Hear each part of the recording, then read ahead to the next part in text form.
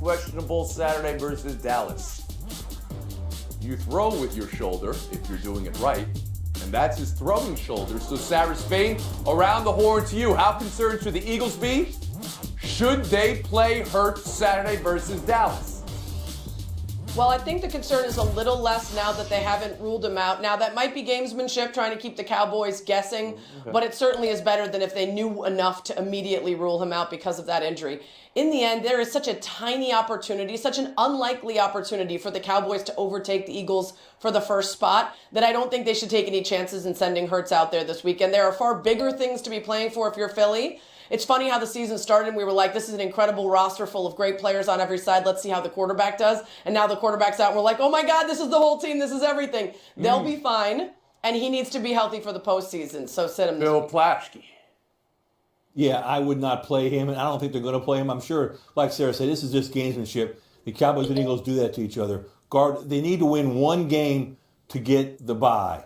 They can win that game against New Orleans next week. Gardner Minshew can win that game. Give Jalen Hurts, he can have a full month off if they get the bye and they get a full month off. That'll help him get better. And also, if you play him, remember, they almost can't help when he plays. He runs. They design all these runs. He ran the ball 17 times against the Bears. When Miles Sanders ran at 11, you can't protect him from himself. Keep him off the field. Don't play him. Israel Gutierrez. I'm in total agreement. This game doesn't really mean much to the Eagles. They don't have to prove anything against the Cowboys. They don't have to prove anything to the rest of the league. And as Bill mentioned, they only need to win one of these last 3 games. 99.6% chance, I believe, to get the number 1 seed. But Micah Parsons is on that other team, okay? And Micah Parsons recently said that Jalen Hurts is not what everything, not the world to these Philadelphia Eagles. And what amount of credit does he deserve? And just last week, Jalen Hurts was leading the MVP race, if you listen to some people, and now it feels like but the bettor's odds say Patrick Mahomes is on top. So we've got a situation here where Jalen Hurts could just do a lot to prove to himself, to prove to everybody out there, to prove to Micah Parsons, if it matters to him, that he is very important to this team, and perhaps nothing will shut Micah Parsons up more than him winning. I appreciate you as the hot taker for raising that. Do you believe anything you just said? That it is in the back of Jalen Hurts' mind for this game? I do believe that Jalen Hurts, if this was week 4, for example, and his shoulder is good enough to play, he would play. And I think he will do the same if his shoulder is good enough. Now we'll bring in David Dennis Jr. Yeah, I mean, after that injury, he threw a 68-yard bomb to A.J. Brown, so it seems like things might be, okay. But I agree with Bill. I think you sit him. I mean, they're going to clinch the NFC. I think they can beat the Cowboys without him. Cowboys are last 2 weeks, 830 yards, 63 points given up to the Texans and Jaguars. I think they could win without Hurts, but I definitely think they could beat the Saints, and they were probably going to sit Hurts at least 2 of the last 3 games. So that there's not a huge difference. The only difference, is, as Izzy was saying, is the MVP race, and if he sits the next 3 weeks, that might go to Mahomes, but it's not worth jeopardizing further injury or a playoff. Do I have this right? Does everybody in this panel have Philadelphia over Dallas, even with Gardner Minshew starting on Saturday? Do I have that right? And if I do, does that prove Micah Parsons right last week? Too much. That was too much. That was it made me. Okay, all right. But everybody would rest him now in the interest of health going into the postseason. We move on. Last night, Packers 24, Rams 12. The champs eliminated from the playoffs with 3 games to go. What a nightmare season for LA. And for the Packers, eking back into the playoff picture, question mark? Here are the standings. Aaron Rodgers intimating things are looking up. Israel, the way the Packers looked last night make you think they have hope?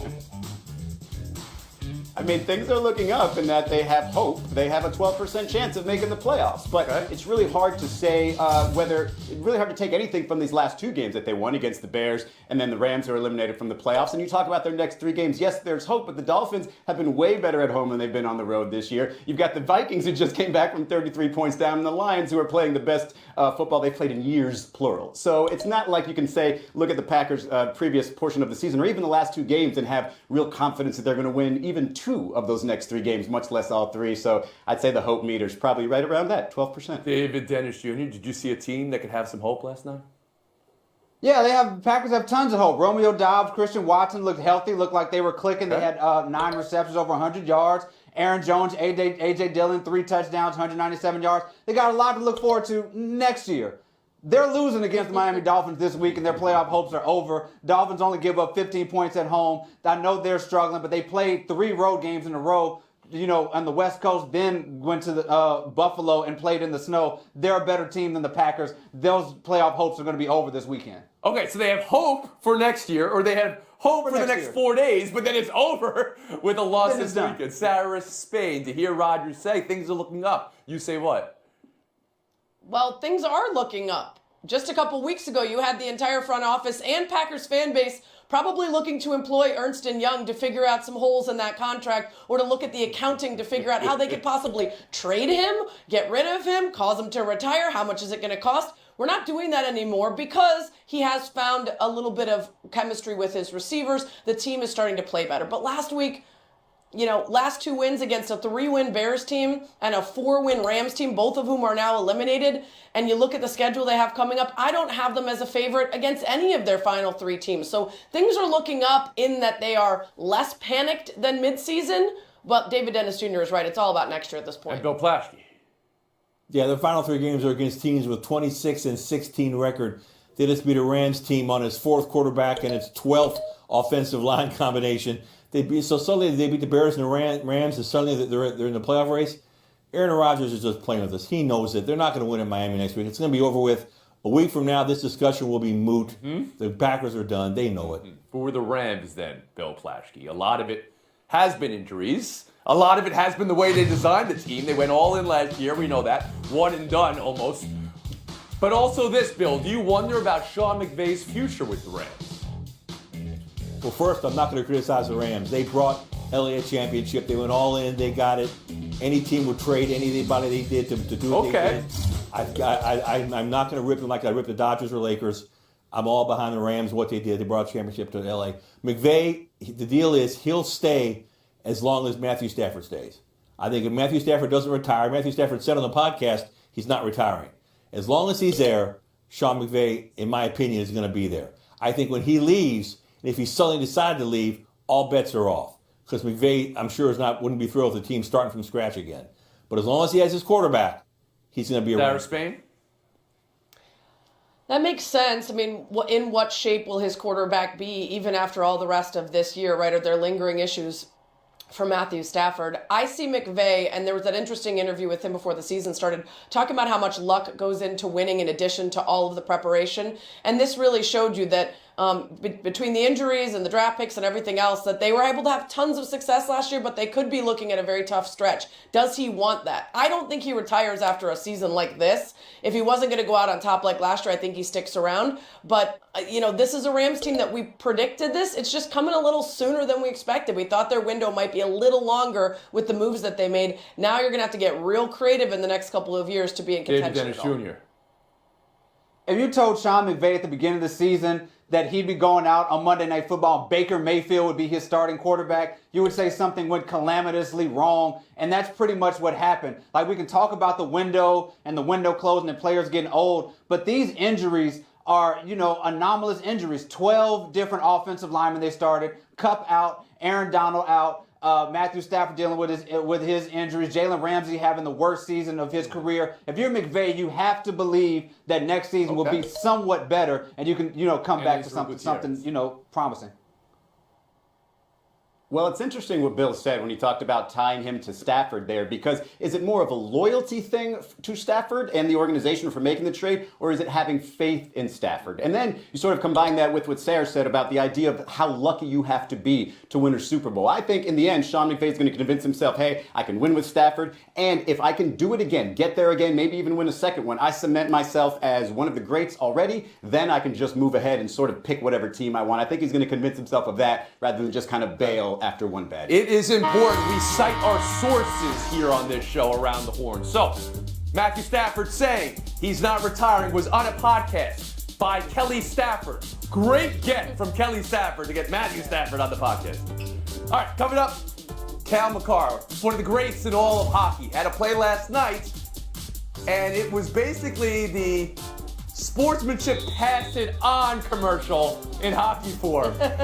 We'll get to that in by ourselves. This exchange. What have you done for us to talk to you about all year? I talked to you Tuesday. Don't say you're not talking because I didn't talk to you all year. You were also injured most of the season too. Can I go to my family that I have outside? And You all can. of a sudden now? Just don't say we didn't talk to you all year. We just wanted to ask for your perspective on what happened You're there. involved in one of the biggest plays of the game. Okay. We won't hold you. We would have talked to you in the season, but also you were injured. Just tell us what occurred on the punt. Miscommunication, that's all it was on my part. I take complete fault for that. Was it a fake? I don't know. It was complete fault. My fault. That's it. Is this something the team has to practice It's this all week? me. All me. That's something I did wrong, and that's all. So you It were was all aware. on me. Yep, number 25 out there. That was me. I Tampa was Bay on that Buccaneers running back Gio Bernard involved in a key play in Buccaneers' loss on Sunday. That exchange, some of the voices you heard, Fox Sports' Greg Allman, ESPN's Jenna Lane, have come under question. Allman has apologized today via Twitter, quote, "I shouldn't have said what I said Sunday. I'll apologize personally for a chance I get. Not a good look. I understand the criticism." Lane has been vocal about the collectively bargained agreement between media and players and availability, and when players aren't available because of IR, which happened to be the case with Bernard earlier in the year, reporters have been critical of this exchange, and we've even heard from some of the most prominent athletes out there, Kevin Durant, talking about entitlement and clickbait among media members. David Dennis Jr., your view of this?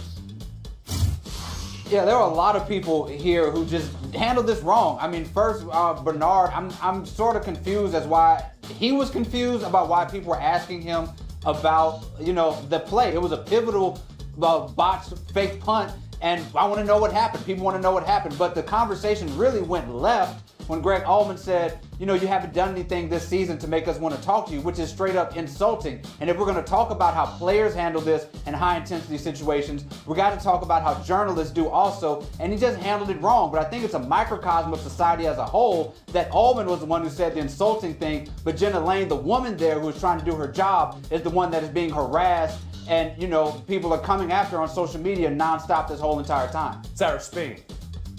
Yeah, I think also Jenna posted the video and her tag was there and easy to access and easy to respond to, whereas Greg wasn't identified until later. Listen, I think it does start with Gio not wanting to answer a question about a tough play. The rest of his teammates have to speak to the loss, and every other player in the league at some point this year has had to speak to a play that didn't go the way they wanted. That's also missing from the video. That initial response from him rejecting their questions is missing. So what we start with instead is a guy who looks very much on his heels and like a pack of wolves are all over him. Blah, blah, blah, blah, blah, blah. And I think that's the problem, is he should have answered the question. Does he have to answer a question? No, correct me if I'm wrong here. The rule is you have to be available to the media, right? He doesn't have to answer. He certainly doesn't have to answer it the way a reporter wants. No, you can go up and Marshawn Lynch it. You can Marshawn Lynch it every single game, Tony, but there's an element to this that's symbiotic. The players play, the reporters report on them when they're great and when they cause mistakes or fumbles or issues, and that storyline is what feeds 24 hours plus of sports on every single channel and keeps people interested and pays for their... Because Kevin Durant's point here is we could play the sports without the media. At least he said that in a way to suggest that it's the athletes that make the stories, not the reporters. What is this today? What is this that you're seeing here, Sarah? It's both. Obviously, the sports are mostly the athletes, but the stories that are told and the way that they communicate elements of the game to the public makes them more invested and more interested in them and more willing to talk about them. I think in the end, it was the tone of voice from the reporters in the exchange that set people off. And it's much easier to try to dunk on media than to respect the fact that a lot of the information that you want, you're getting from the people who are doing that tough job. I've been in 100 of these things in my career, and the whole thing started when Bernard said, basically, you haven't talked to me all year long, why are you talking to me now? And that really set the reporters off, and it would have set me off too, because I don't talk to players when they're on IR. I don't talk to players when they don't play. Out of respect and courtesy to the players, I don't hover around their locker and try to make small talk with them when they're not part of the story. So out of respect for Bernard, he's probably been ignored by the media in that, but now he needs to answer the question. He needs to at least address the question. Does he have to answer it? No, he can say no comment, but he has to at least address the question. That's bargained in the union agreement. It sells the game. His teammates have to answer the question.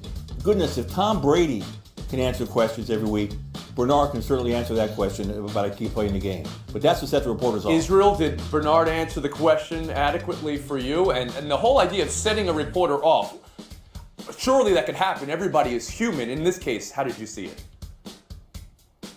Well, so with Gio Bernard, so I think his answers were fine, but I think they were affected by the sort of the line of questioning and everything that happened before that. So I don't think he was being genuine in his answers. I think there was a tone issue from the reporters, and I even think you saw at the end there where Jenna Lane, right before Gio started answering, was sort of softening it a bit and tried to explain it a little bit better. But I do think, sort of to answer Kevin Durant's question about entitlement and all that stuff, if you look at just this situation, it's not what you're seeing, midweek during practice, right? This is a post-game locker room for a losing team. Things are happening very fast. Guys try to sort of sneak out as many times as possible, right, during the season. And so things are happening a lot faster here. They probably wouldn't have that same level of conversation, that same level of intensity if it was a post-game practice. And so I think it was just sort of a perfect storm and caught on film and just not a good look for anybody involved.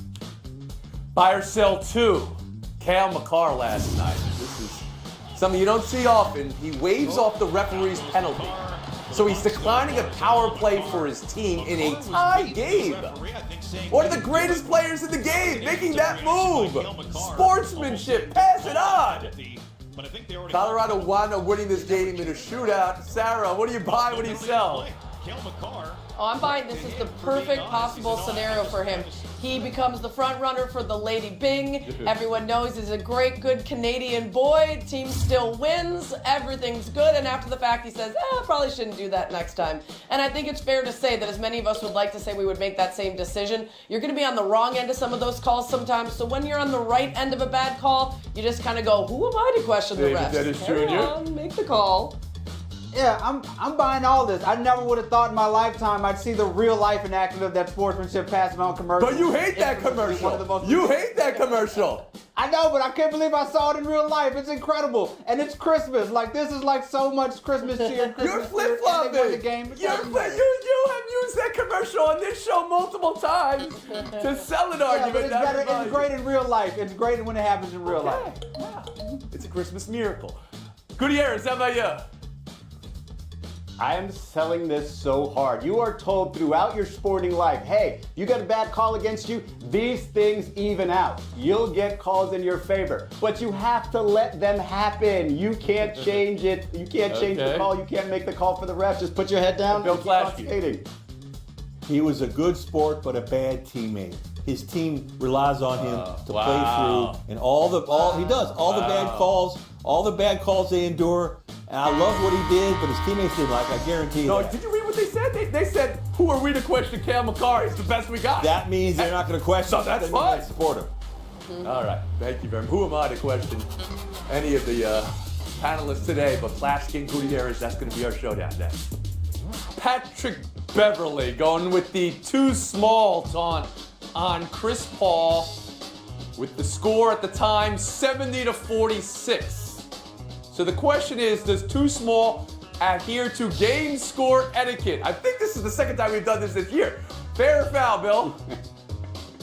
Totally foul. You know what's too small? Patrick Beverley's minus 17 in that game. What's too small is his act has gotten lame. It's gotten old. It's gotten tired. He's too small. Well, Kelly Oubre, I think, officially sent the too small to the hospital, doing it with down 28. I believe Patrick Beverley has put this thing on life support at the moment. If somebody else does it down 30, I think it's the end. It is. Welcome to the end. We have arrived at the end. Point, Israel Gutierrez. Showdown 2, the Packers fan dressed up as Gumby, drinking beer through the eye. One nomination for Sports Person of the Year. Israel, have you come to celebrate the ingenuity, or you think maybe not exactly anatomically correct here? No, I'm all about the kids here, okay? And not only do kids today not know who Gumby is, but as the only person here who worked as an usher so that the kids couldn't see the Disney characters with their heads off at Disney on Ice, I think that is super scary for kids, and I don't want any of them seeing that.